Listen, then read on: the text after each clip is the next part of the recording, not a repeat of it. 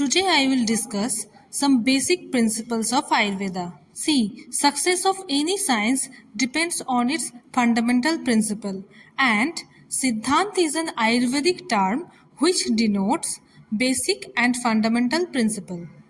And these principles have remained as an everlasting truth for last thousands of years, and this is the specialty of Ayurveda. Now let's see the definition of Siddhant. अत सिद्धांत सिद्धांतो नामस्य य परीक्षकेर बहुविधं परीक्ष हेतुभिश्च साधयित्वा स्थाप्यते निर्णय.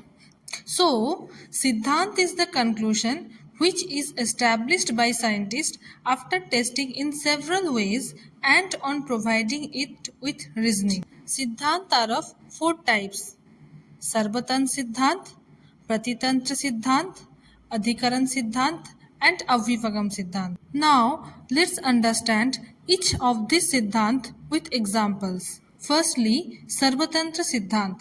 The facts or the theories which are accepted by all the Shastras and Tantras is called Sarvatantra Siddhant. For example, the existence of causative factors of disease and the existence of curatives for curable disease are same in all the Shastras.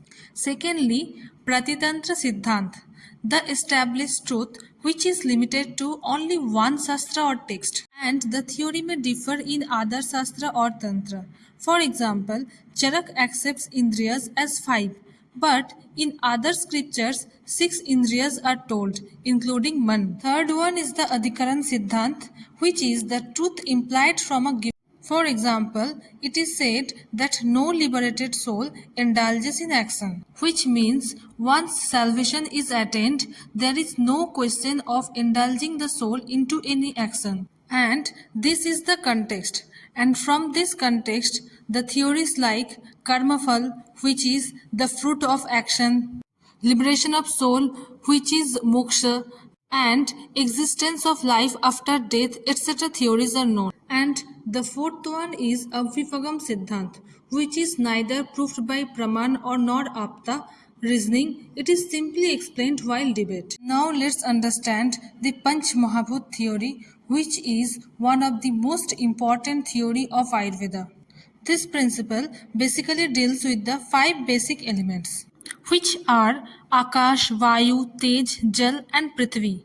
And these are also known as Panch Mahabhut, which are responsible for creation and composition of human body. And when there is balance in these elements means health, and imbalance means disease. Now let's understand the genesis or origin of these 5 basic elements through a chart. When Prakriti means matter and Purush energy combines together, it gives rise to Mahat, which is intelligence. And from this Ahankar means ego originates. And ego is of 3 types: Satvik, Rajas and Tamas. Satvik and Rajas combine together to give 5 sense organs, which are Shrotendriya, Sparsanendriya, Chakshurendriya, Rasnendriya and Granendriya. And also 5 motor organs and mind. 5 motor organs are Vak means speech, Pani means hand, Pad means feet, Payu means rectum and anus, and Upastha means genitals. Similarly, Tamas also gives rise to 5 Tanmatras and 5 Mahabhutas. 5 Tanmatras are Sabda, Spars, Roop, Ras and Gandh. And 5 Mahabhutas are Akash, Vayu, Tej, Jal and Prithvi. Next is features of healthy person. Samodosa samagnischa samdhatu malkriyah prasannatmendriya yamana swastha itta vidhiyate.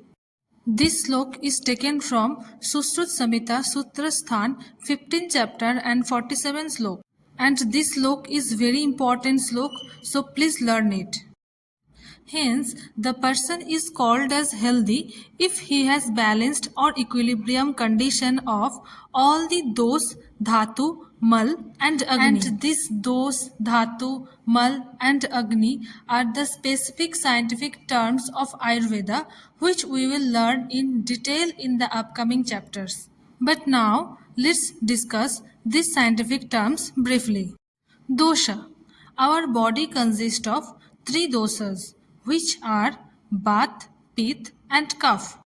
And these are the three important body elements which are also called bioenergies, and it is also called the functional and structural units of body. Next one is dhatu, and our body consists of seven dhatus which are ras, rakt, mams, med, asthi, majja and sukra, which are responsible for the stability and growth of the body. And the next one is mal, means waste products of our body. And these are of two types. One is gross and other one is subtle. And the gross waste products are mutra, puris and sved. And the subtle waste product is kled. And Agni is the factors responsible for different types of digestion and metabolism. In the next video, we will see Lok Purush Samya Siddhant, Samanya Vishesh Siddhant, which are very important topics and always comes in the university exam. So, please don't miss the next video. Thank you.